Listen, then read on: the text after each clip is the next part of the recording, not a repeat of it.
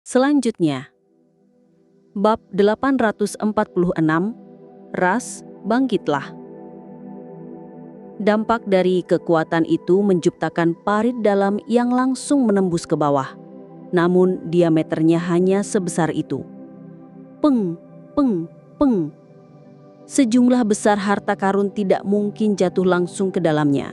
Oleh karena itu seperti pecahan kaca yang berdentang di sisi-sisinya. Semua jenis item jatuh dan memantul dari sisi ke sisi. Sungguh berantakan. Namun, mata lonceng ungu berkilauan dengan kegembiraan. Bahkan jika orang normal melihat sejumlah besar uang tunai tersebar di jalanan, menutupi seluruh jalan, meskipun mungkin berantakan, ia akan tetap bersemangat. Semuanya milikku. Hahaha, hahaha. Saya akan membeli 2 lagi kristal Dewa Api nanti. Dan saya akan membeli tempat untuk belajar di Gunung Dewa Api. Dan sejumlah besar harta karun pemulihan juga. Ia bergegas ke bawah dan dengan cepat mengumpulkan item yang jatuh, dengan gembira merencanakan langkah selanjutnya. Semua macam harta karun terlempar kemana-mana. Seperti jam ungu, itu adalah sesuatu yang bahkan akan dihargai kesatria. Sayap sawu, itu bahkan akan membuat kesatria menjadi gila. Atau sesuatu yang bahkan lebih tinggi, yang akan digunakan master semesta. Dan semua macam hal seperti armor jenderal atau hal-hal lain. Secara keseluruhan, itu tidak bisa dihitung. Harta karun dibutuhkan untuk menjelajahi wilayah berbahaya, dan dibutuhkan untuk pertarungan. Seseorang harus membelinya dalam jumlah besar. Hahaha, ini mendebarkan, terlalu mendebarkan. Lonceng ungu bergegas turun dan mengumpulkan apapun yang ia temukan. Siu. Sayap Shawu terus jatuh, dan di sampingnya ada peti dan sejumlah besar harta karun. Saya benar-benar bisa mengumpulkan begitu banyak juga. Sebuah fragmen logam yang mengambang di samping sayap jatuh bersamanya. Itu adalah logam kelas G yang diubah oleh klan Mosha. Tentu saja, itu hanya menyalin indera energinya. Karena itu masih lunak dan berbasis energi. Tubuh Mosha tidak dapat sepenuhnya mengubah dirinya menjadi logam kelas G. Siu. Sayap itu menghilang dan disimpan di dunia internal. Cincin dunia kemudian disimpan dengan fragmen logam Mosha, karena tidak mungkin untuk memindai di dalam menara. Dengan riak energi yang terus-menerus menyebar dari ledakan, lonceng ungu tidak punya cara untuk menemukan ini dari atas. Peti ini juga milikku. Siu. Peti yang diikat oleh 12 rantai yang terhubung ke fragmen logam itu tiba-tiba menghilang. Tombak guntur Kang Mas, hehe, itu sebenarnya tidak rusak, sekarang milikku. Apa ini? Cincin ruang angkasa? Cincin dunia? Sepertinya dari cincin dunia Kang Emas yang rusak. Ada cincin lain di dalamnya. Saya akan mengambil semuanya. Hehe, perangkat yang menyimpan sumsum pohon dewa ungu ini benar-benar tahan lama. Itu tidak pecah bahkan setelah menabrak dinding berkali-kali. Saya juga akan mengambilnya. Wah, ini bernilai 1 miliar permata campuran. Saya akan mengambilnya. Ambil. Saya akan mengambil semuanya. Fragmen logam tubuh Mosha dengan mudah menyapu sejumlah besar item yang jatuh, hampir seperti uang tunai dari langit. Luo Feng tidak peduli, mengumpulkan sebanyak yang ia bisa. Lonceng ungu juga mengumpulkan harta karun dari atas. Mereka berdua, yang satu dari atas sementara yang lainnya di bawah, mengumpulkan harta karun. Di mana peti itu? Lonceng ungu mengerutkan kening saat ia bergegas turun. Apakah itu menabrak dinding dan jatuh di mana-mana di sepanjang jalan di menara? Ini adalah parit selama 6.000 km. Secara alami itu terhubung dengan beberapa jalur di sepanjang jalan di menara. Oleh karena itu, beberapa di antaranya mungkin telah memantul dan terbang ke samping. Saya harus menemukan peti itu. Semua harta karun bersama-sama mungkin bahkan tidak sebanding dengan peti itu. Dan manusia itu. Saya ingin tahu harta karun apa yang ia miliki. Lonceng ungu berpikir, ketika Kang Emas meledak, Sejumlah besar harta karun terbang berantakan melawan sayap perak. Dengan sejumlah besar item yang tersebar di sekitar, lonceng ungu tidak punya cara untuk membedakan mana yang milik manusia Luo Feng. Saya akan mencari peti itu dulu. Itu yang paling berharga. Selama saya bisa mendapatkannya kembali, saya akan menemukan cara untuk membukanya. Ia mulai mencari di sekitar, sesekali menemukan harta karun lain di sepanjang jalan dan menyimpannya. Ia hanya menyimpannya di cincin ruang angkasanya, karena ia telah memiliki banyak pengalaman dalam hidupnya. Ia telah mengalami banyak hal.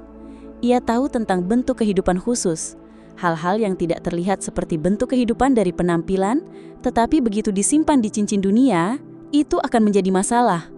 Oleh karena itu, ia menyimpan semua item berharga di cincin ruang angkasa. Seberapa kecil pun, itu tetap sesuatu. Ini bagaimanapun logam kelas G, saya akan mengambilnya. Ia mengumpulkan fragmen logam kecil dan besar. Logam itu juga sangat berharga. Setiap satu adalah seluruh kekayaan keabadian normal. Dan jika ditambahkan bersama, mereka bernilai lebih dari 100 juta permata campuran. Di mana peti itu? Di mana itu? Ia melihat sekeliling dengan gugup tidak dapat menemukannya. Apa yang terjadi? Kemana perginya? Ia menjadi lebih cemas. Itu adalah harta karun yang paling ia hargai dari menara, namun ia tidak dapat menemukannya. So, lonceng ungu kembali mengumpulkan fragmen logam. Boom! Cincin ruang angkasa secara otomatis menolak fragmen logam itu. Apa yang terjadi? Ia terkejut, berpaling cepat melihat fragmen logam itu. Hahaha. Sebuah siluet muncul. Itu adalah Luo Feng yang bersayap perak. Fragmen logam itu mendarat di tangannya ketika cincin dunianya menyatu ke dalam kulitnya. Tubuh Mosha telah kembali ke dunia internal. Kamu. Lonceng ungu menatap dengan mata lebar pada siluet itu. Perisai dan sayap perak. Mengambang dan mengepak di sana, Luo Feng tersenyum padanya dan berkata dengan lembut, "Terima kasih, lonceng ungu." 3 penduduk asli di ruang kontrol telah menyaksikan semuanya dari awal. Hanya ketika ledakan besar sebelumnya menghancurkan ruangan dan sejumlah besar konstruksi menara, mereka kehilangan penglihatan sebentar tetapi dengan cepat mendapatkan kembali penglihatan. Mereka dengan jelas melihat lonceng ungu bergegas turun dan mengumpulkan harta karun. Mereka juga menemukan harta karun di bawah menghilang secara misterius. Dan akhirnya, ketika Luo Feng menunjukkan dirinya, mereka semua terkejut. Itu manusia itu. Ia selamat. Bahkan penyerbu yang kuat itu telah mati, namun manusia itu selamat. Tidak heran, tetua berkata, beberapa prajurit dari 4 ras puncak memiliki banyak harta karun dan teknik. Kita belum bisa membalas dendam. Itu benar-benar menakutkan. Penyerbu yang kuat itu, bahkan dengan kekuatannya, ia masih mati. Dan manusia itu tampaknya hanya memiliki kekuatan kaisar tinggi, tetapi ia masih selamat. Pu Ai, Ladimo, dan Menbu tidak bisa menahan rasa terkejut. Pemenang terbesar dari berburuan harta karun ini tampaknya adalah manusia itu. Ia pemenang yang sebenarnya. Harta karun di ruangan itu ada di tangannya. Ada teknik yang tak terhitung jumlahnya di ruang warisan. Tetapi harta karun yang paling berguna untuk ras kita semuanya ada di dalam ruang harta karun itu. Mereka bertiga menyesal, terutama Master Dewa Pu Ai. Ketika Chu Chika meninggal, ia secara alami menjadi pemimpin terkuat dari ras mereka. Ia merasakan tekanan memimpin ras dan bertanggung jawab atas kelangsungan hidup mereka. Ia harus hidup sesuai dengan tetua sebelumnya. Itulah mengapa tekanan kelangsungan hidup ras biasanya mendarat pada prajurit terkuat. Saya tidak menyangka mereka akan berhasil menghancurkan ruang harta karun. Pu Ai menghela napas. Saya ingin menunggu sampai mereka berteleportasi melalui alam dewa keluar dan mendapatkan harta karun itu. Tapi sekarang, ruangan itu hilang. Peti itu juga menjadi milik mereka. Bahkan menara, setelah ditembus 6.000 km, ukiran di sekitarnya telah rusak parah dan hanya sekitar 20% berfungsi. Menara sekarang tidak berguna. Ayo kita kembali. Ia melihat kedua lainnya. Peti itu telah diambil oleh para penyerbu. Ukiran berharga yang ditinggalkan oleh kesatria telah rusak parah dan sekarang sangat lemah. Menara tidak berguna. Menbu dan Ladimo mengangguk. Setidaknya, kita mendapatkan warisan itu. Pu Ai menghela napas. Setidaknya dengan itu, ras kita memiliki masa depan. Bumi menyadari sejak dini pentingnya warisan dan budaya. Dan bagi triliunan ras di semesta, setiap ras memiliki teknik dan metode pelatihan bertahun-tahun yang tak terhitung jumlahnya, yang terakumulasi selama bertahun-tahun. Ini adalah hal terpenting bagi sebuah ras. Ketika semua prajurit teratas dari suatu ras terbunuh, keabadian lemah yang bertahan hidup akan menjadi satu-satunya yang mengingat teknik yang mereka miliki. Ini tidak cukup untuk memperkuat seluruh ras. Tanpa teknik ras, sekarang mereka memiliki harapan. Menara, hancurkan dirimu. Anda akan pergi bersama kami. Iya, Tuan. Di dalam alam dewa yang luas, 3 penduduk asli muncul di udara. Master Dewa, di mana Tetua? Mengapa Tetua belum kembali? Tanya kaisar lainnya. Ladimo, Menbu dan Puai memiliki duka di mata mereka. Puai menunjuk pada jalur ruang angkasa. Hancurkan. Seluruh jalur itu seketika hancur. Tetua, ia telah gugur untuk ras kita. Puai berkata dengan lembut. Para kaisar lain tertegun. Tetapi, kematiannya telah memberikan ras kita warisan kita. Teknik yang tak terhitung jumlahnya dari sebelum bencana besar. Teknik yang cocok untuk orang-orang ras kita semua. Telah kita ambil semuanya. Dengan ini, ras kita akan tumbuh dan akan bangkit kembali. Bangkit, bangkit, bangkit. Para kaisar semua merasakan duka atas kehilangan tetua mereka. Pada saat yang sama mereka juga merasakan keyakinan yang kuat dan harapan untuk masa depan mereka. Ras mereka akan bangkit kembali. Selanjutnya, bab 847, binatang berarmor emas. Puai menghancurkan jalur itu dan tidak peduli lagi tentang apa yang terjadi di dalam menara yang hancur. Mereka sekarang fokus pada mengasuh generasi Yanji selanjutnya. Di dalam menara, lonceng ungu yang kurus tampak jahat. Sebuah selaput ungu bersinar di permukaan tubuhnya dan tekanan memancar ke seluruh tubuh saat ia menatap siluet itu. Lo Feng secara alami mengepakkan sayapnya dan tersenyum padanya. Dalam hal fisik, Lo Feng dianggap normal di antara triliunan ras. Kaisar lonceng ungu ini tingginya 1,6 meter dan kurus. Itu membuat Lo Feng terlihat lebih besar. Saya meremehkan Anda, lonceng ungu berkata dengan serak.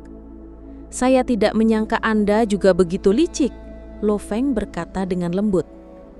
Harta karun itu milik saya, tetapi saya tidak menyangka Anda yang akan mendapatkannya pada akhirnya. Setelah kematian Chang Emas, mungkin Anda mendapatkan sekelompok harta karun. Lonceng ungu menggenggam cakar bersisiknya dengan erat. Jelas ia mengamuk di dalam karena ia mengira ia akan mendapatkan semua harta karun itu. Tentu saja ia akan marah. Harta karun itu seharusnya milikmu, Lo Feng mengejek. Ada harta karun harimau penusuk, kaisar malam, pedang es, dan Chang Emas juga di dalamnya. Harta karun menara ini seharusnya milik orang-orang Yanji. Mana yang milikmu? Saya memenangkan pertempuran terakhir, itu seharusnya milikku. Ia mendengus dingin. Pertempuran demi pertempuran dengan para prajurit yang gugur satu persatu hanya menyisakan kita berdua. Lo Feng tertawa. Selama pertempuran ini, setiap yang selamat adalah pemenang dan saya pemenangnya. Licik, lonceng ungu mendengus. Ia telah membakar tubuh keabadiannya dan menghabiskan kristal dewa api untuk membunuh Chang Emas. Namun sebagian besar harta karun berakhir dengan Lo Feng. Anda tidak terlalu buruk, Lo Feng berkata. Pertama, Anda menyembunyikan kekuatan Anda meskipun Anda bisa menghadapi saya. Namun Anda lebih suka membakar 3% dari tubuh keabadian Anda untuk menyembunyikan kekuatan Anda, membuat Chang Emas itu bertarung melawan yang lain seperti Kaisar Malam, Pedang Es, Harimau Penusuk, dan bahkan sampai saat-saat terakhir Anda masih membuat saya habis-habisan. Jelas bahwa Anda membuat kami menghabiskan kekuatan Chang Emas sebelum akhirnya menggunakan kekuatan Anda. Kekeh, lonceng ungu mengeluarkan tawa yang menusuk telinga. Dikatakan dengan baik. Saya telah mengalahkan Anda, tetapi pertahanan dan teknik Anda masih lebih kuat daripada saya. Namun, harta karun itu tetap akan menjadi milikku. Suaranya bergema di dalam parit saat ia bergegas langsung ke arah Lu Feng. Saat ia bergerak, Luo Feng mengepakkan sayapnya dan melepaskan serangan cepat. Shiu! Kecepatannya meningkat saat ia bergegas dalam busur dan melarikan diri melalui jalur. Anda tidak bisa melarikan diri. Lonceng ungu memiliki siluet jam di tubuhnya saat ia mengejar. Syuah, syuah, mereka berdua semakin jauh.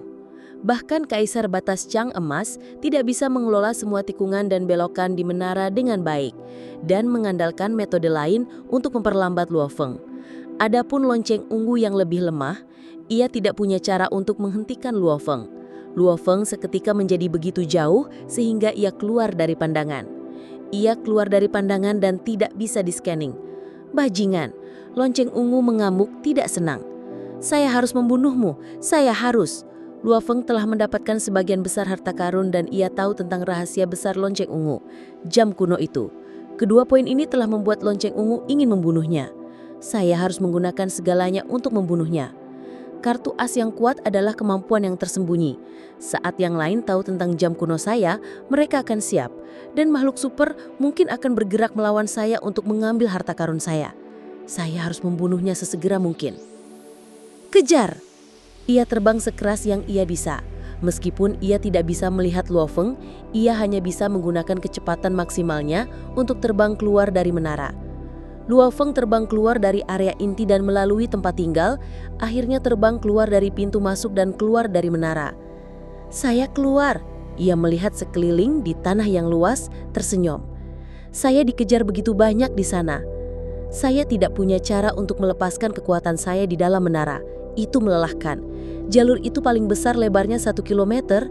Binatang bertanduk emas akan hancur di dalamnya. Luo Feng tersenyum dan segera bertukar tubuh. Butuh waktu kurang dari 1 detik bagi binatang besar untuk muncul di udara. Itu panjangnya lebih dari 100 km dan sepenuhnya berwarna emas dengan anggota tubuh yang tebal dan sayap emas. Bahkan matanya berwarna emas gelap. Ruar! Udara panas meledak dari lubang hidungnya. Saya belum benar-benar bertarung sejak mendapatkan armor raja. Lonceng ungu akan menjadi yang pertama. Binatang itu berbaring di tanah. Ia dengan mudah mendorongnya ke samping dan berbaring di sana. Bagi binatang, lapisan lumpur dan kerikil seperti hambatan udara bagi manusia di bumi. Binatang itu menatap pintu masuk dan itu hampir seperti raksasa yang menunggu semut muncul. Manusia ini lemah dan tidak bisa berteleportasi. Selama ia ditemukan di luar menara, ia tidak bisa melarikan diri. Saya bisa berteleportasi kepadanya. Manusia, Anda tidak bisa melarikan diri. Lonceng ungu menjadi berkas cahaya dan terbang keluar pintu masuk menara. Saat ia keluar, ia dengan gila-gilaan melepaskan energi keabadiannya, ingin memindai ke segala arah. Ia juga mengandalkan pemindainya dan melepaskan domain hukumnya. Secara keseluruhan, ia menggunakan segalanya untuk menemukan manusia itu secepat mungkin. Ia terkejut menemukan binatang besar di depannya. Ia menatapnya. Binatang yang berbaring itu masih tingginya lebih dari 80 km. Perbedaan ukuran mereka seperti manusia normal yang melihat ke atas pada binatang yang tingginya 10 kali lipat dari Himalaya. Sungguh binatang yang besar. Dari mana asalnya? Klan iblis? Binatang ruang angkasa? Lonceng ungu melihat dengan penasaran. Roar! Binatang itu telah menunggu dengan sabar. Saat lonceng ungu muncul, ia bahkan tidak ragu-ragu dalam melambaikan cakar kanannya. Cakarnya jauh lebih tebal melalui transformasi dewa binatang. Itu 1 kali lebih besar dari cakar binatang bertanduk emas normal. Cakar besar itu menakutkan. Wah! 1 tebasan. Ruang di sekitarnya hancur saat kerikil dan lumpur terbang, binatang itu dan lonceng ungu terlempar ke celah ruang angkasa. Boom! Di dalam celah ruang angkasa, ruang yang tak terhitung jumlahnya mengalir dengan gila di sekitar lonceng ungu saat ia menenangkan dirinya. Roar! Binatang itu bergegas. Sungguh binatang yang menakutkan. Ia sebenarnya kaisar puncak. Lonceng ungu terkejut. Wah! Binatang itu besar dan memiliki armor raja. Hanya dengan mengepakkan sayapnya, kecepatannya beberapa kali lipat dari tubuh manusianya. Lonceng ungu mengendalikan 3 jam api untuk membela diri, hanya untuk membuat mereka tertebas. Kecepatannya bahkan lebih menakutkan daripada manusia itu. Mereka telah bertukar 2 serangan, dan lonceng ungu sudah terlempar ke belakang. Pada bentuk puncak saya, binatang ini tidak akan memiliki keuntungan apapun. Namun, saya kehilangan sejumlah besar energi keabadian saya di menara. Oleh karena itu, kekuatan saya bahkan tidak setengah dari puncaknya.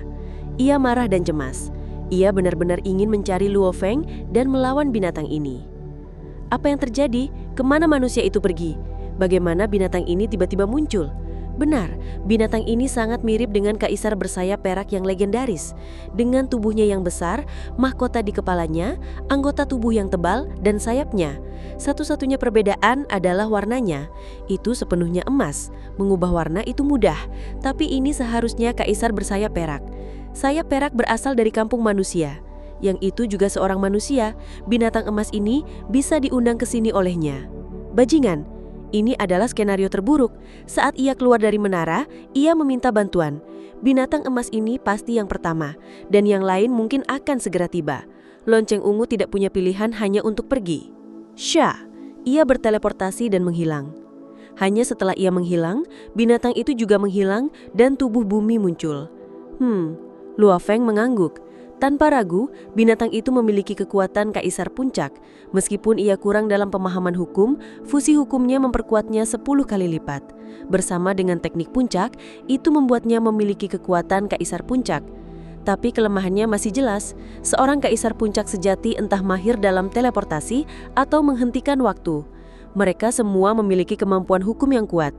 Luo Feng berpikir, sepertinya saya masih perlu menjadi lebih kuat, saya masih kurang. Binatang itu sangat kuat tapi ia tidak memiliki teleportasi atau menghentikan waktu. Keduanya adalah teknik mutlak bagi mereka yang terlatih dalam hukum ruang angkasa atau waktu. Luo Feng kekurangan langkah as. Tapi ia memiliki sayap Xiao dan armor raja untuk bertahan hidup. Su, ia menjadi berkas cahaya perak dan dengan cepat meninggalkan celah ruang angkasa. Kembali ke benua Maya Enji dan mengambil kapal terbang pada kecepatan subcahaya. Di udara jauh di atas tanah yang dingin. Manusia, manusia. Lonceng ungu yang bersisik dan jahat itu mengepalkan tinjunya saat sejumlah besar energi menyebabkan ledakan di sekitar yang menyebabkan tornado salju dan es di atas 10.000 km. Mengambil harta karun yang seharusnya milik saya dan harta karun temenara itu. Dan ia tahu rahasia saya. Saya pasti harus membunuhmu. Saya harus. Matanya berkilau dengan gila saat ia merenungkan rencana untuk menghadapi Luo Feng. Selanjutnya, Bab 848, Peti Harta Karun Terkunci. Sebuah cakram hitam terbang di atas benua utama. Luo Feng mengangkat 2 cangkir anggur di dalam ruang kontrol. Malam, harimau penusuk. Meskipun saya ingin menyelamatkan kalian berdua, saya tidak punya kekuatan. Luo Feng berkata dengan lembut. Kejahatan semesta menyebabkan 2 prajurit gugur, dan yang kuat selamat. Mari berharap saya akan melihat Anda lagi di masa depan. Yan Jati dan pemimpin kota Primal Chaos memberitahu saya sebelumnya, ada bahaya di mana-mana. Seseorang harus selalu berhati-hati. Saat itu, Master Planet Yunmo Huyan Buo telah meninggalkan satu ucapan terakhir kepada Babata untuk memberitahu saya agar saya selalu memiliki rasa hormat untuk semesta dan tidak pernah sombong. Luo Feng menghela napas. Ini terbentuk dari pengalaman. Saya kira Kaisar Puncak akan benar-benar aman di benua Yanji. Saya kira Kaisar Batas akan aman di seluruh perang wilayah luar. Saya kira memiliki teleportasi akan membuatnya hampir tidak mungkin mati. Tetapi faktanya adalah bahwa di dalam menara di benua utama ini, malam, harimau penusuk, pedang es, dan cang emas semuanya gugur. Bahkan Kaisar Batas gugur. Luo Feng menghela napas. Dan cang emas kalah dari orang yang lebih rendah darinya. Seseorang tidak boleh ceroboh sama sekali. Hasil dari pertempuran itu membuatnya banyak merenungkan. Lingkungan khusus menara membuatnya sehingga tidak ada satupun yang bisa berteleportasi atau memindai. Dan ini secara alami menghasilkan kerugian besar. Jika mereka bertarung di udara di atas benua Yanji, cang emas yang mahir dalam hukum waktu, ia secara alami tidak akan bisa menghentikan mereka yang mahir dalam teleportasi. Mereka yang tidak bisa menang akan sudah lama melarikan diri. Mau bagaimana lagi? Ini adalah semesta dan hanya menara kecil dari benua Yanji. Seperti daerah rahasia berbahaya lainnya yang tak terhitung. Ada terlalu banyak bahaya yang tidak diketahui. Tidak peduli kapanpun, Saya harus selalu waspada dan tidak pernah sombong. Jika saya bisa mendapatkan keberuntungan seperti itu, jenius lain juga mungkin mendapatkannya, atau bahkan lebih baik. Pertempuran ini berakhir dengan 4 kaisar yang mati. Tragedi macam apa ini? Itu membuat Lo Feng menyadari pentingnya kehati-hatian. Ketika ia mendapatkan sayap Xiao dan armor raja dan jenderal sebelumnya, ia menjadi percaya diri dan bangga. Sama seperti bagaimana pemimpin kota menganggap pertemuannya hanya biasa-biasa saja. Armor raja dan jenderal hanya menambah kekuatan eksteriornya. Saat kekuatan dirinya meningkat, penggunaannya akan berkurang. Permintaan panggilan. Lo Feng berkerutkan keningnya. Semesta virtual di dalam bar kota Aliansi Hong, Luo Feng duduk di sudut dengan manusia lain. Tian Chen, mengapa terburu-buru mencari saya? Ia menatap manusia di depannya. Ini adalah teman yang ia buat selama bertahun-tahun. Tian Chen telah tumbuh di waktu yang sama dengan Kaisar Malam. Mereka berdua adalah anggota inti dari dojo kapak raksasa. Mereka berdua selalu menjadi rival. Namun itu adalah hubungan yang dalam dan rumit. Yang Malam sudah mati. Alis Tian Chen sangat panjang. Itu membuatnya terlihat sangat serius sepanjang waktu. Ia berseru.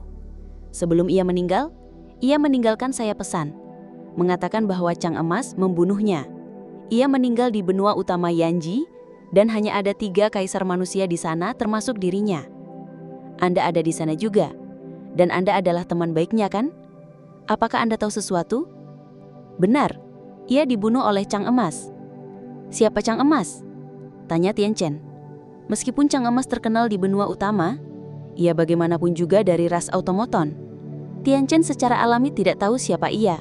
Bahkan di dalam lebih dari 3 juta kaisar Aliansi Hong, ia hanya tahu sekelompok kecil dari mereka. Chang Emas juga mati, kata Luo Feng. Wah? Tian Chen terkejut. Mengangguk. Hidup dan mati adalah bagian dari semesta. Kematian tidak bisa dihindari. Ayo, mari kita minum. Oke. Luo Feng minum bersamanya. Luo Feng tidak ingin berbicara terlalu banyak tentang masalah itu. Ia dan Lonceng Ungu ditakdirkan untuk berhadapan suatu hari nanti. Ia tidak ingin menyeret Tian Chen ke dalamnya. Baik itu ia atau Lonceng Ungu, mereka berdua memiliki sejumlah besar harta karun pada mereka dengan taktik bertahan hidup yang kuat. Dan meskipun Lonceng Ungu tidak mendapatkan peti menara, ia masih berhasil mendapatkan hampir setengah dari semua harta karun lainnya.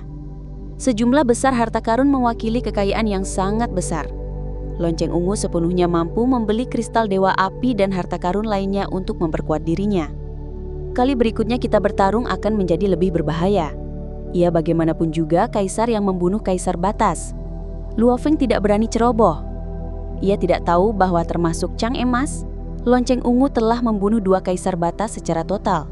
Saya harus memikirkan cara untuk menghadapinya. Lonceng Ungu menganggap Luo Feng sebagai musuh dan sedang merencanakan cara untuk membunuhnya. Alaminya, Luo Feng juga melakukan hal yang sama. Di dalam cincin dunianya, tubuh Mosha dan binatang bertanduk emas muncul. Peti menara, Luo Feng melihat item tepat di tengah, peti berantai. Semua item lain ditambahkan bersama-sama masih akan jauh dari peti ini, Luo Feng berpikir. Hanya pelindungan di atasnya saja yang menelan biaya puluhan miliar permata campuran. Harta karun di dalamnya pasti mengejutkan juga. Mari kita coba dan lihat apakah transformasi Mosha bisa memalsukan orang Yangji dan membuka peti itu. Jika tidak memungkinkan, maka saya harus melakukan perjalanan ke kota Primal Chaos untuk menemui guru saya dan meminta bantuannya. Peti berantai ini, Luo Feng berpikir bahwa bahkan gurunya, Yan Sejati, akan kesulitan membukanya. Bagi pemimpin kota, namun itu akan sangat mudah. Meskipun ia tidak ingin mengganggu gurunya, untuk harta karun di dalamnya, ia bersedia melakukan perjalanan itu. Gurunya akan dengan mudah membukanya. Mari kita coba. Berubah. Luo Feng yang berpakaian hitam menjadi energi dan bereformasi menjadi klan Yangji berlengan 6. Ada sisa-sisa mayat di sekitar menara sebelumnya, dan banyak dari mereka adalah tulang penguasa sektor puncak. Bagian terkuat dari tubuh mereka adalah tulang. Seperti murid master planet Yunmo, bahkan setelah puluhan ribu tahun, tulang emasnya masih sempurna. Penguasa sektor puncak, tubuh mereka kuat. Mereka adalah bagian terkuat dari tubuh. Tulang penguasa sektor dibandingkan erat dengan tubuh keabadian. Oleh karena itu, dalam hal pembusukan, tulang bisa bertahan lebih lama. Luo Feng telah berencana untuk menipu peti itu agar terbuka. Oleh karena itu, ia membawa salah satu tulang kembali. Menggunakan susunan genetiknya, ia mengkloning susunan klan Yang Ji. Kemampuan alami, cloning. Klan Mosha mengubah energinya dan mengambil salah satu dari Qiu Chika. Lagi pula, ia hanya melihat satu klan Yang Ji yang hidup, Qiu Chika. Adapun klan yang gugur di sekitar, ia tidak memiliki jaminan apakah energi prajurit yang mati akan berfungsi. Oleh karena itu, ia memilih yang hidup yang ia lihat. Jimat. Mosha Luo Feng membalikkan tangannya untuk menghasilkan jimat. Itu memiliki cap rohnya di dalamnya. Ketiga tubuh itu semua memiliki cap yang sama. Secara alami, itu mengenalinya sebagai masternya dan menyatu dengan tubuhnya. Semua sudah siap. Genetik, energi, jimat, saya punya segalanya.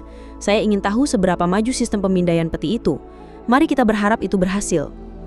Sistem pemindaian peti itu sebenarnya tidak semaju yang dipikirkan Luo Feng. Itu hanya memindai dua hal. Yang satu adalah jimat dan yang lainnya adalah energi kehidupan. Adapun susunan genetik, ras yang berbeda secara alami memiliki susunan yang berbeda, tetapi ada cara untuk menipunya. Energi kehidupan namun selalu berbeda, bentuk kehidupan yang berbeda memiliki energi yang berbeda. Ras yang berbeda juga memiliki energi yang sama sekali berbeda. Manusia memiliki energi yang berbeda satu sama lain. Namun di antara seluruh ras, mereka masih dianggap serupa. Manusia ketika dibandingkan dengan ras serangga namun memiliki energi yang sama sekali berbeda. Dan ini hampir tidak mungkin untuk ditiru.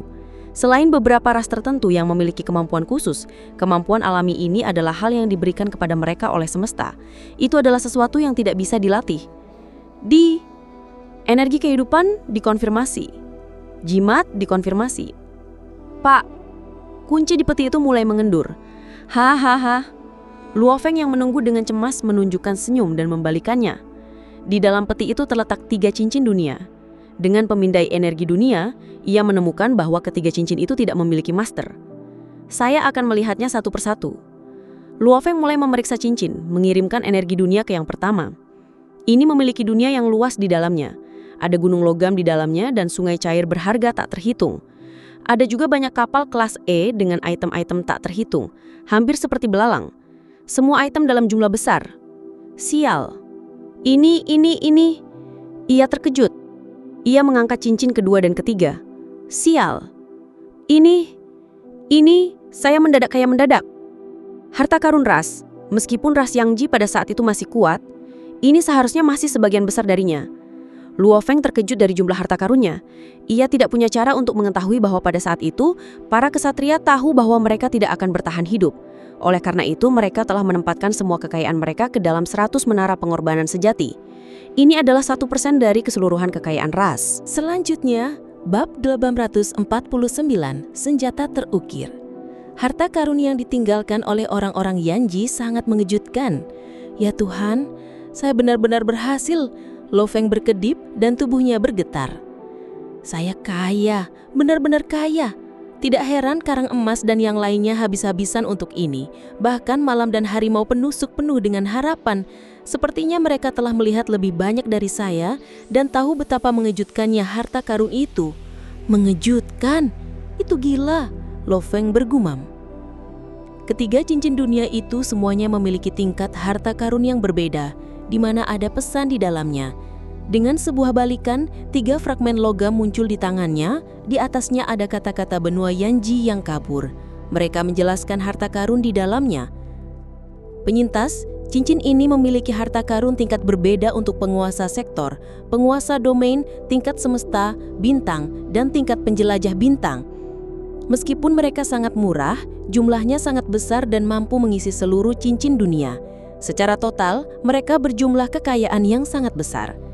Kalian semua harus menggunakannya dengan bijak, mengingat triliunan tahun yang dibutuhkan untuk mengasuh ras kita, kendalikan porsi yang diberikan.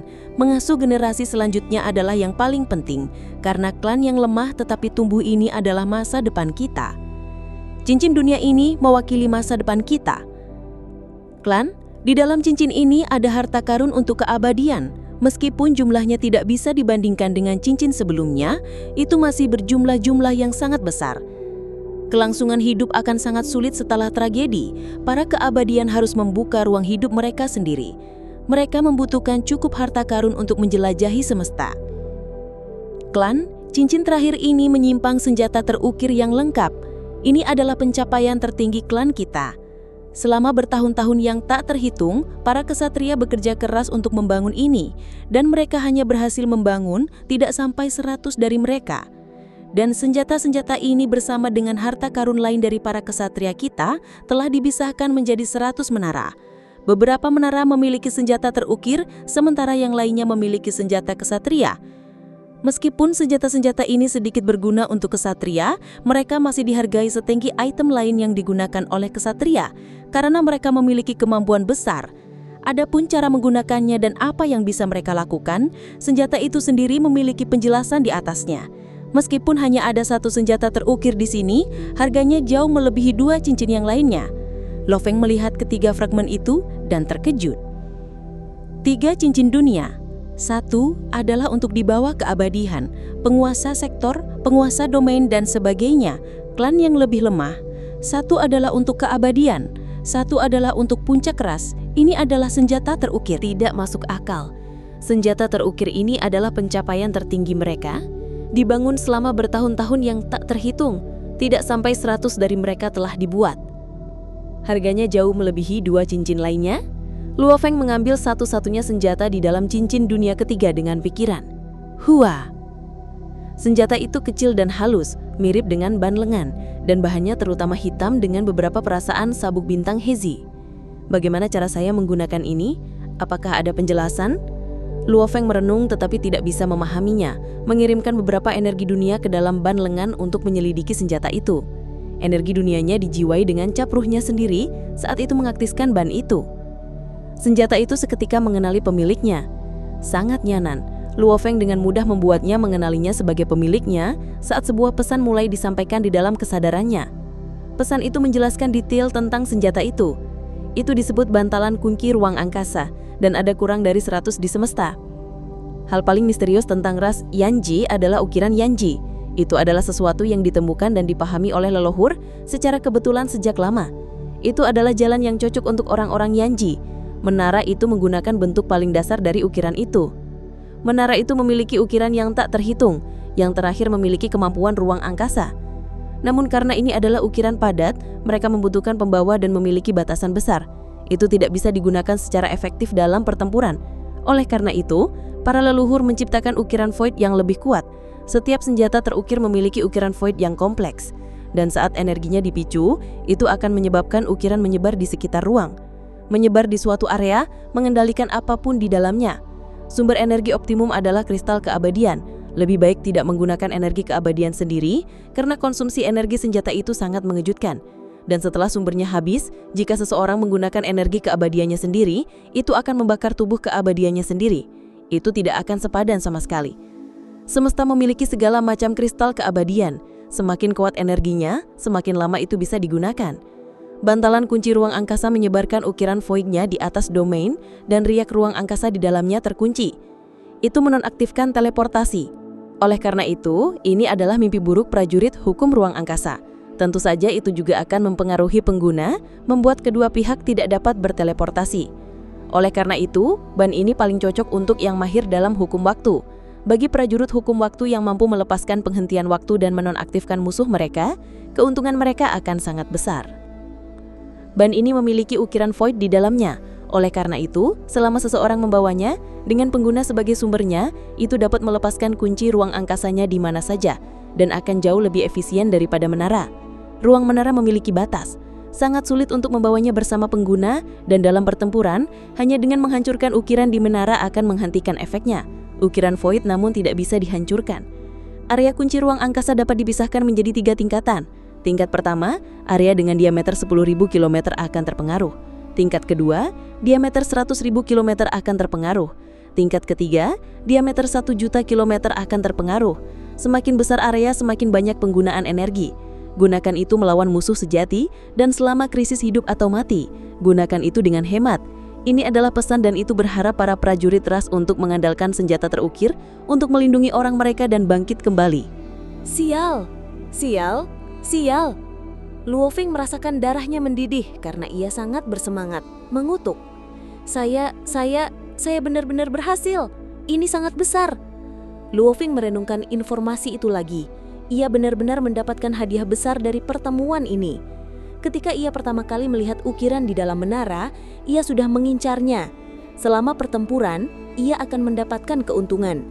Namun setelah pertempuran menjadi lebih intens dan menara mulai runtuh dan dengan batas ruang di dalamnya, Luo Feng hanya bisa merenung. Senjata terukir, ukiran Yanji, ini adalah jalan yang ditemukan oleh leluhur ras Yanji secara kebetulan. Luo Feng berseru. Mengesankan, ada ukiran padat dan void. 3 cincin dunia, terutama yang ketiga, benar-benar membuat Luo Feng bahagia dan terkejut. Mari kita coba. Ia tidak sabar menunggu saat ia mengelurkan lengan kirinya. Wah, ban itu menempel lurus ke lengannya dan menyatu dengan kulitnya. Secara bersamaan, permukaan hitam itu pecah mengungkapkan tempat input energi. Itu membutuhkan sumber energi keabadian yang tinggi. Luo Feng tersenyum. Saya masih memiliki 2 kristal dewa api dan masing-masing bernilai 200 juta poin. Juga, hanya satu saja mirip dengan penghancuran diri kaisar rendah. Kristal dewa api, kristal dewa petir, dan lain-lain. Mereka adalah energi keabadian yang terkondensi yang dapat digunakan sebagai sumber energi atau bom. Sebenarnya, saat para automaton merancangnya, mereka dibuat untuk memberikan sejumlah besar energi murni. Kemudian mereka ditemukan baik dalam pertempuran juga, terutama kristal dewa api. Itu menjadi bom bagi banyak prajurit. Pah, Luo Feng membalik tangannya dan meletakkan kristal itu ke dalam input, hanya mengambil sepertiga ruang. Cicicih, input itu segera tertutup dan energi mengalir masuk. Permukaan tertutup. Seluruh ban itu sekarang padat. Hahaha, dengan pikiran, arbor peraknya menutupi ban itu dan melindungi ban itu dengan baik. Sebenarnya, bahan konstruksi ban ini sangat mahal dan peti berantai lebih padat, di mana bahkan kesatria akan sulit menghancurkannya. Kunci ruang angkasa. Ban itu telah mengenalinya sebagai pemiliknya. Ia dengan mudah memicunya. Area terkecil, diameter 10.000 km, kunci ruang angkasa. Luo Feng dengan mudah memicunya. Dengan kristal dewa api 200 juta poin di dalamnya, ia memiliki energi cukup untuk memicu. Wing, dengan lengan Luo Feng sebagai intinya, energi tak berbentuk seketika menyebar ke segala arah. Itu adalah riakan yang mirip dengan energi ruang angkasa. Diameter 10.000 km, langit, pegunungan, rumput dan lumpur di bawah memiliki ukiran tembus pandang muncul sepanjang waktu. Ukiran void dari Yanji ini muncul sesetali, bahkan dengan sebuah pukulan, ia tidak mengenai apa-apa. Karena tidak ada cara untuk menghancurkan ukiran void ini. Seseorang harus menghancurkan ban armor untuk menghancurkan ukiran itu. Hahaha, Luo Feng tersenyum gembira, mengamati sekelilingnya dan melihat ke atas dan ke bawah. Itu nyata. Dan dengan indera ruang angkasa tubuh Mosha, ia dapat dengan jelas merasakan ruang universal di dalam area 10 km terkunci. Tanpa satu riakan ruang angkasa pun, seseorang tidak bisa berteleportasi sama sekali. Selanjutnya, bab 850, ember air dingin. Kunci ruang angkasa. Itu benar-benar kunci ruang angkasa. Bagus, bagus, bagus. Mata Luo Feng berkilauan dengan kegembiraan. Kunci ruang angkasa. Ini seperti memiliki pemahaman yang hebat tentang ruang angkasa itu sendiri. Luo Feng sangat gembira karena ia tahu persis betapa berharganya senjata terukir ini. Hukum ruang angkasa dapat dibagi menjadi teleportasi, putar balik, dan kunci. Masing-masing memiliki subdivisinya sendiri. Selama seseorang mencapai tingkat tinggi dalam salah satunya, mereka akan mendapatkan pengakuan dari hukum ruang angkasa. Namun, untuk mencapai batas dari salah satunya sangatlah sulit. Setiap prajurit yang mampu melakukan salah satu dari ini biasanya semua berada di tingkat kaisar puncak. Hanya sedikit kaisar tinggi yang bisa melakukannya. Karena ini bergantung pada pemahaman hukum, beberapa kaisar tinggi mungkin lebih lemah dalam aspek-aspek tertentu, tetapi kuat dalam pemahaman hukum mereka, oleh karena itu mereka bisa menggunakannya.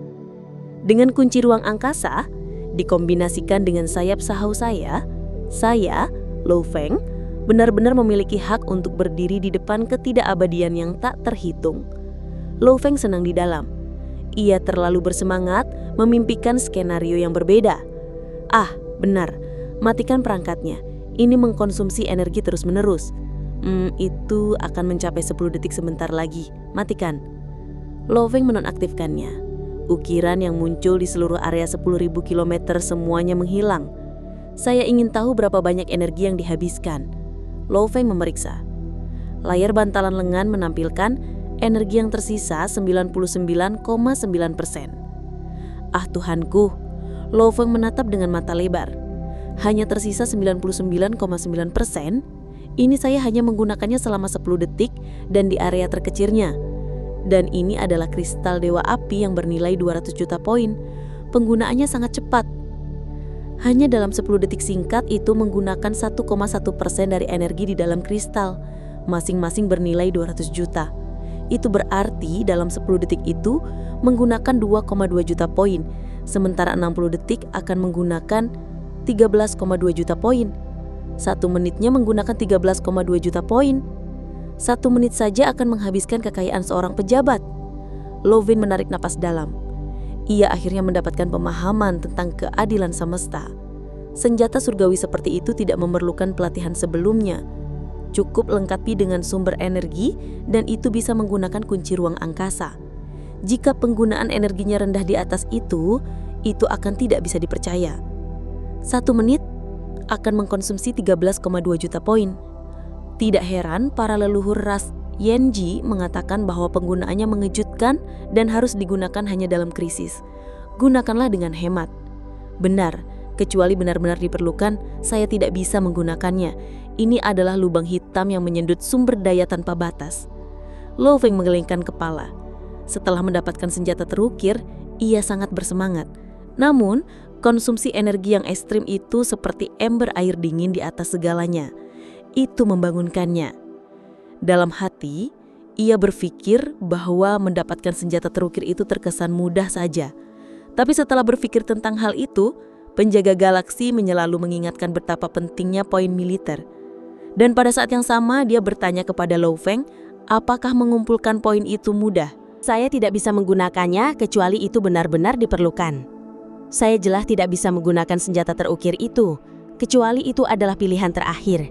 Jika tidak, itu hanya akan menjadi kerugian besar. Luo Feng bergumam. Meski begitu, ia masih sangat senang. Bantalan kunci ruang angkasa ini jauh melebihi jumlah kekayaan dari 2 cincin dunia sebelumnya. Itu benar. Ini adalah kartu as mutlak melawan para prajurit hukum ruang angkasa. Saya harus memverifikasi isi dari 2 cincin itu. Berapa banyak harta karun di 2 cincin lainnya? Kedua cincin dunia bersama dengan beberapa harta karun dari Cang Emas dan yang lainnya, Luo Feng harus menghitungnya secara keseluruhan. Namun, karena jumlah dan ragamnya terlalu besar, ia dan Babata bekerja keras tetapi masih tidak dapat menemukan harga yang akurat. Melalui jaringan semesta virtual, melalui beberapa teman di Aliansi Hong, melalui toko-toko di kota Aliansi Hong, dan melalui statusnya sebagai murid dari pemimpin kota Primal Chaos dan jalur lainnya. Butuh total 7 hari baginya untuk akhirnya mendapatkan perkiraan untuk semua barang. Cincin pertama, meskipun itemnya yang paling berharga hanya cocok untuk penguasa sektor, jumlahnya sangat besar. Item yang tak terhitung jumlahnya dapat membentuk sebuah benua. Secara keseluruhan, itu bernilai sekitar 221 miliar permata campuran. Cincin kedua, menyimpan item untuk keabadian. Meskipun jumlah item jauh lebih sedikit, namun secara keseluruhan itu bernilai sekitar 285 miliar permata campuran. Cincin ketiga hanya memiliki 1 senjata terukir. Ini sangat langka di dalam umat manusia itu sendiri, mereka hampir tidak ada. Tidak ada harga yang akurat untuknya. Senjata ini tidak dapat dihargai dengan uang dan hanya dapat ditukar dengan item berharga lainnya. Harganya jauh melebihi 2 cincin lainnya sebelumnya. Barang yang saya dapatkan dari Cang Emas dan yang lainnya bernilai sekitar 53 miliar. Secara keseluruhan, ada senjata terukir yang lengkap dan item yang bernilai 560 miliar permata campuran. Di dalam ruang belajarnya di Gunung Yuxiang, Babata seuturan telapak tangan duduk dan melihat layar bersama Luo Feng. Mereka berdua tertengung dengan jumlah akhir. Mereka berdua saling bertukar pandangan. Luo Feng, Anda benar-benar kaya mendadak, Babata berkedip. Hahaha, Luo Feng tersenyum. Memang, jumlah yang ia dapatkan dari menara terasa seperti memberinya hidup baru. Sejak menjadi murid dari pemimpin kota Primal Chaos, ia telah berinteraksi dengan seniornya lain. Sebagian besar interaksi dengan kesatria kapak emas dan beberapa kesatria lain seperti kesatria senjata jahat. Itu membuka perspektifnya. Ia juga telah memeriksa sebelumnya dan tahu betapa mengejutkannya kekayaan para prajurit mutlak ini. Keabadian normal biasanya memiliki sekitar 10.000 permata campuran. Pejabat biasanya memiliki sekitar 10 juta. Kaisar biasanya memiliki sekitar 10 miliar. Ini adalah standar untuk kaisar tinggi dan puncak. Dan kaisar batas biasanya memiliki antara puluhan miliar hingga ratusan miliar. Prajurit seperti Yan sejati yang tak terkalahkan di antara para kaisar dan mirip dengan kesatria normal, memiliki kekayaan ratusan miliar atau bahkan lebih. Tentu saja, ini hanya perkiraan. Kenyataannya mereka akan menghabiskan sebagian besar kekayaan mereka untuk kapal, bentuk kehidupan tanaman, senjata, harta karun, dan lain-lain. Mereka biasanya menyimpan sangat sedikit. Dan bagi Yan sejati untuk begitu mudah menukar 7 bentuk dewa binatang untuk Luo Feng, untuk memiliki begitu banyak uang tunai di sekitar, itu mengejutkan. Bahkan dengan penghasilannya kali ini dari menara, Luo Feng tidak akan dapat menghasilkan begitu banyak uang tunai. Dan saat seseorang menjadi lebih kuat, terutama maju menuju tingkat kesatria, harta karun yang mereka butuhkan sangat langka dan sedikit, banyak yang tidak bisa dibeli dengan uang. Mereka hanya bisa barter. Seperti senjata terukir ini, itu tidak bisa dibeli dimanapun. Kekayaan para prajurit sebagian besar adalah aset tetap. Aset Luo Feng sangat besar. Sayap Shao, persenjataan dewa binatang, senjata terukir, kristal warisan. Ini semua adalah aset tetap dan tidak sepadang untuk dijual karena ia bisa mendapatkan uang tunai untuk mereka. Tapi, uang tunai mungkin tidak selalu mendapatkan beberapa harta karun. Luo Feng mungkin membutuhkan harta karun tertentu di masa depan. Tetapi harta karun itu mungkin tidak bisa dibeli. Ia kemudian dapat mengumumkan secara publik, saya akan menggunakan senjata terukir ini dengan kemampuan kunci ruang angkasa untuk menukar harta karun tertentu. Ini akan memiliki peluang yang jauh lebih tinggi untuk berhasil. Prajurit yang ingin mendapatkan senjata itu untuk murid mereka dan seterusnya akan bersedia berbarter dengannya. Saya akan menyimpan harta karun yang paling berharga, yang tidak berguna bagi saya atau umum di semesta. Yang terbaik adalah menjualnya sesegera mungkin. Luo Feng berpikir, item terbaik adalah item yang sesuai dengannya. Harta karun para kaisar lain mungkin tidak selalu cocok dengannya. Setelah semuanya diputuskan, Luo Feng mulai diam-diam berurusan dengan sejumlah besar barang seperti lautan item di cincin pertama. Kota Halian Sihong berbisnis sebagian besar dengan para kaisar. Oleh karena itu, tidak ada cara untuk menjual barang-barang normal ini kepada mereka. Dan dengan jumlah seperti itu, toko-toko tidak bisa berurusan dengan sebanyak itu. Ia hanya bisa menjualnya ke perusahaan semesta virtual. Beruntungnya, Departemen Pembelian perusahaan menunjukkan rasa hormat kepadanya sebagai murid pemimpin kota. Mereka tidak berani menekan harga terlalu rendah. Terjual. Semua item yang tidak berguna dan umum telah diubah menjadi uang tunai. Luo Feng sangat sibuk, tapi gembira. Sama seperti ia menjual harta karun melalui berbagai koneksinya, ada suatu hari ia tiba-tiba menerima email dari teman baiknya di kota Halian Sihong. Rinciannya sederhana. Yang, saya dengar Anda menerima harta karun dari menara pengorbanan di benua utama Yanji. Apa? Luo Feng terpijut dari email itu. Manusia Yang adalah aliasnya. Bagaimanapun berita Luo Feng menjadi murid pemimpin kota telah lama menyebar. Para prajurit di semesta semuanya telah mencari Luo Feng ini. Ia secara alami tidak berani mengungkapkan identitasnya. Identitas yang berprofil rendah seperti kaisar normal. Namun sekarang, identitas ini terlibat dalam harta karun dari menara pengorbanan. Itu akan membuat karakter berprofil rendah ini mendapatkan perhatian dari banyak orang yang serakah yang mengincar harta karun itu. Jika seseorang seperti Kasang Kemas yang mendapatkan harta karun itu, para kaisar lain tidak akan berani main-main dengannya. Tapi Yang, pendatang baru itu, harta karun sejati hanya bisa dipegang oleh prajurit mutlak. Akan aneh jika tidak ada yang berencana untuk mencuri darinya. Kaisar Mona, di mana Anda? Luo Feng segera menghubunginya. Setelah beberapa saat, di dalam restoran di kota Halian Sihong, Luo Feng bercakap dengan Kaisar Mona yang tampan dengan ekor rubah. Mona, dari mana Anda mendapatkan informasi itu? Luo Feng cemas. Bangset mana yang menyebarkannya? Bukankah ini sabotase? Saya juga terkejut ketika mendengarnya. Jika itu palsu, bangsat ini pasti benar-benar jahat. Mona menggelengkan kepala dan tersenyum. Namun berita yang telah menyebar tampaknya terlalu nyata dan bahkan mengirimkan koordinat yang akurat di semesta. Mereka adalah, dan memang ada menara di sana. Beritanya cocok. Yang, Anda memang mendapatkan harta karun dari menara di sana. Dan banyak prajurit benar-benar telah pergi untuk memeriksa koordinat dan menara di sana. Itu telah menyebar di seluruh benua Yanji. Bahkan beberapa kaisar di Menara Bintang dan tempat-tempat lain telah mendengarnya. Ekspresi Luo Feng jelek. Koordinat? Kaisar lonceng pura? Ia mengabuk di dalam.